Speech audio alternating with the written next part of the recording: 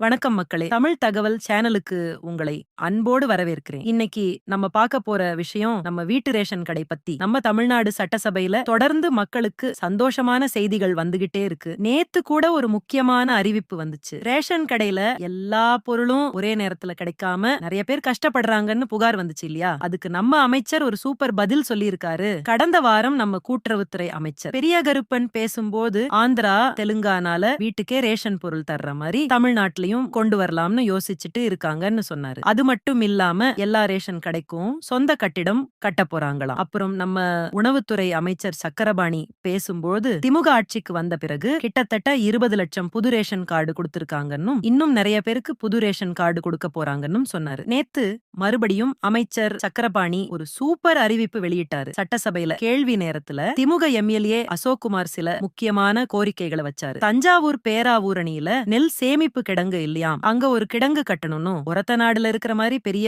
நெல் கொள்முதல் நிலையம் பேராவூரணியிலும் கட்டணும்னு கேட்டாரு. அது மட்டும் இல்லாம பகுதி நேர ரேஷன் கடைக்கும் பாயிண்ட் ஆஃப் சேல் மெஷின் கொடுக்கணும், வாடகை கட்டிடத்துல இருக்கிற ரேஷன் கடைக்கு சொந்த கட்டிடம் கட்டணும், எல்லா ரேஷன் பொருளும் ஒரே நேரத்துல கிடைக்கிற மாதிரி ஏற்பாடு பண்ணணும்னு கேட்டாரு. அதுக்கு அமைச்சர் சக்கரபாணி என்ன சொன்னாரு தெரியுமா? தமிழ்நாட்டுல 37,328 ரேஷன் கடை இருக்கு. அதுல 2035 பகுதி நேர ரேஷன் கடைக்கு மட்டும்தான் பாயிண்ட் ஆஃப் சேல் மெஷின் இல்லையாம். ஆனா சீக்கிரமே எல்லா ரேஷன் கடைக்கும் அந்த மெஷின் கொடுத்துடுவாங்களாம். அப்புறம் அரிசி, பாமாயில், கோதுமை, சர்க்கரை, பருப்பு எல்லாம் ஒரே நேரத்துல கொடுக்க ஏற்பாடு செஞ்சிருக்காங்களாம். அதுக்காக ஒவ்வொரு மாசமும் 15ஆம் தேதியில இருந்து ரேஷன் கடைக்கு பொருள் அனுப்பிடுவாங்களாம். கடையில 60% பொருள் இருப்பு வச்சு 1ஆம் தேதியில இருந்து மக்களுக்கு கொடுப்பாங்களாம். ஒரே நேரத்துல பொருள் கிடைக்கலன்னு புகார் வந்தா உடனே நடவடிக்கை எடுப்பாங்களாம். நம்ம அமைச்சர் சொன்ன இந்த அறிவிப்பு ரேஷன் கார்டு வச்சிருக்கிற எல்லாருக்கும் ரொம்ப சந்தோஷமா இருக்கு. ஏன்னா ரேஷன் கடையில அரிசி, சர்க்கரை மட்டும்தான் ஈஸியா கிடைக்குது. பாமாயில துவரம்பருப்பு எல்லாம் உடனே கிடைக்க மாட்டேங்குதுன்னு நிறைய பேர் கஷ்டப்படுறாங்க. அதுக்காக இன்னொரு நாள் ரேஷன் கடைக்கு போக வேண்டியதா இருக்கு. அப்படி போனாலும் ஸ்டாக் வரலன்னு சொல்றாங்களாம். இப்போ அமைச்சர் இந்த